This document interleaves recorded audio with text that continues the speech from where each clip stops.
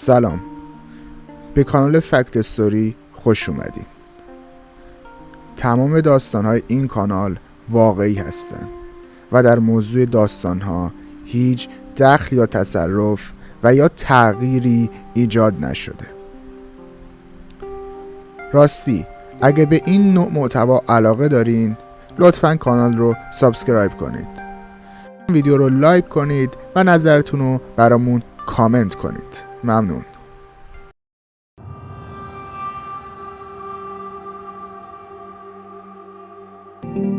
20 روز بعد از ازدواج با برادر شوهرم رابطه برقرار کردم و این کار رو توی خونه‌ای که با شوهرم زندگی می کردم انجام دادم. این داستان و اعترافات زنیه که تو سال 1396 همسر خودش رو به بیرحمانه ترین شکل ممکن به قتل میرسونه. این داستان رو از زبان برادر شوهر این زن براتون روایت میکنم. سلام، من حامد هستم و 28 سالمه. مجردم و یه مکانیکی تو مناطق پایین شهر تهران داشتم. با برادرم محمد که 3 سالی از من کوچیک‌تره این مکانیکی رو میچرخوندیم. وضعمون زیاد خوب نبود، یه درآمد ناچیز و بخور نمیر که فقط میتونستیم خودمون رو راه ببریم باهاش. یه روز محمد اومد خونه و گفت از یه دختری خوشش اومده. اسم دختر نرگسه، دختر خوب و چشم و گوش بسته ایم است. اصالتاً افغانیه ولی از بچگی توی ایران بزرگ شده. پدر مادر منم که سر این قضایا زیاد گیر نبودند یه پرسجوی ساده کردیم و رفتیم خواستگاری و با یه عقد ساده زندگی رو شروع کردند. خونه ما یه آپارتمان 2 طبقه بود که طبقه بالاشو به مستاجر اجاره داده بودیم. بعد از ازدواج برادرم دیگه مستاجر جدید نیاوردیم و طبقه بالا رو دادیم به اونا.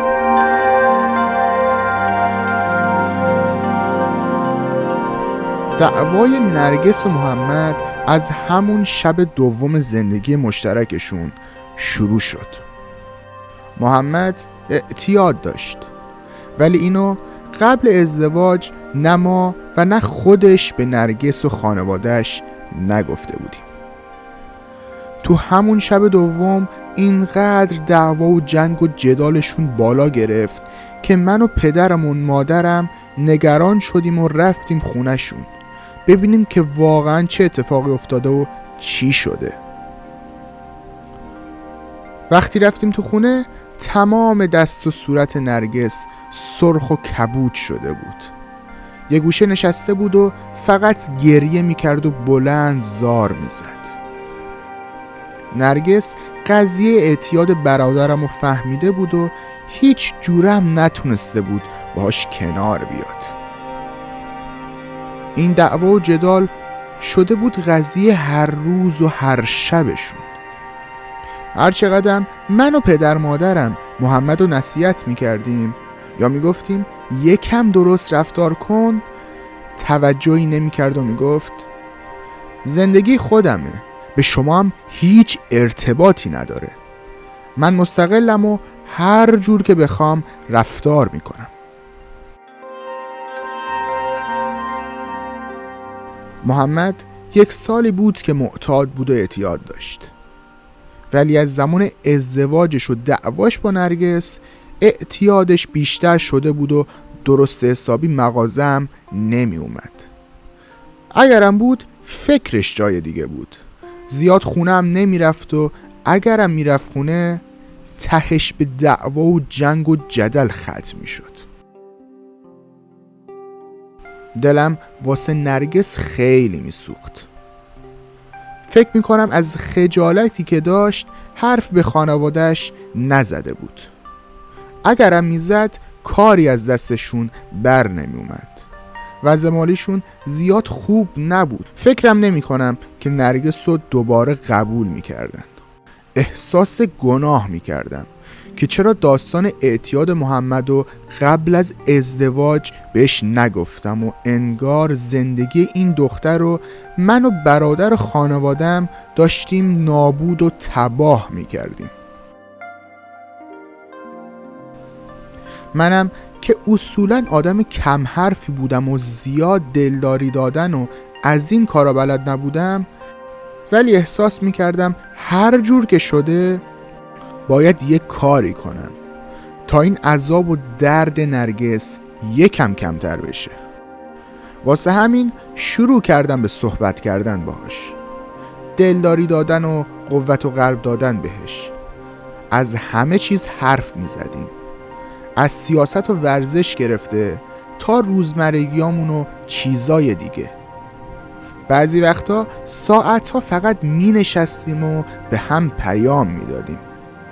وجداناً هیچ نیت سو بدی هم نداشتم از این کارا.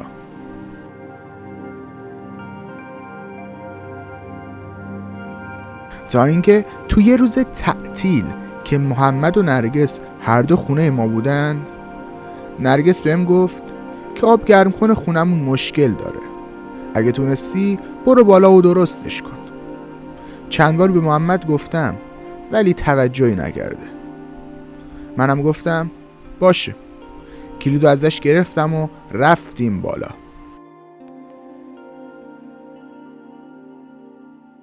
رفتیم بالا و خونشون تا ببینم مشکل چیه. نرگس هم با هم اومد. تا رفتیم بالا در رو بست.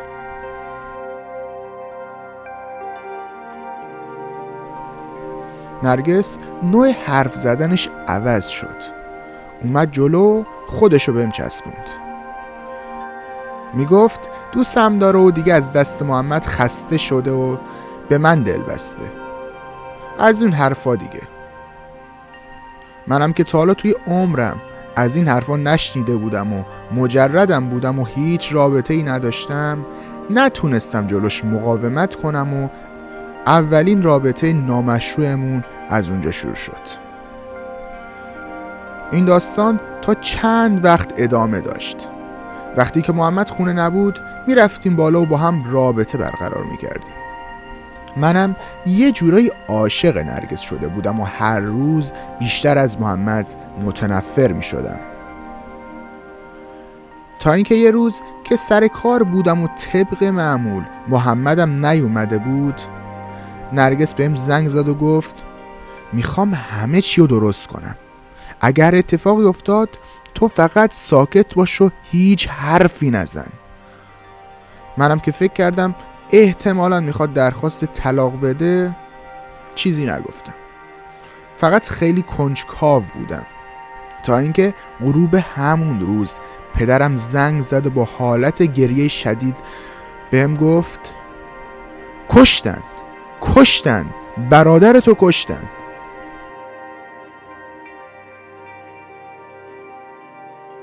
و شروع کرد به گریه و ناله کردن. شوک بزرگ بود برام. مشکوک شده بودم که کار نرگسه، ولی اصلاً برام باورپذیر نبود که نرگس همچین کاری کرده باشه. پلیسا همون اول گفتن که قاتل یکی از آشناست و تو همین خونه است و همون اول کار نرگس رو دستگیر کردن. نرگس اول میگفت که کار من نیست و بعد از این که از خرید اومده جنازه رو دیده و با پلیس تماس گرفته. ولی بعد چند وقت اعتراف کرد که وقتی محمد خواب بوده با گلدون کوبیده به سرش و کشتتش. واسه این که کسی هم شک نکنه یه مقدار طلا برداشته و توی پشت حیاط خونه چال کرده تا پلیسا فکر کنن کار دزد بوده. من و خانوادم که از قصاصش گذشتیم، ولی به جرمی که انجام داده نرگس چند سالی میشه که توی زندانه.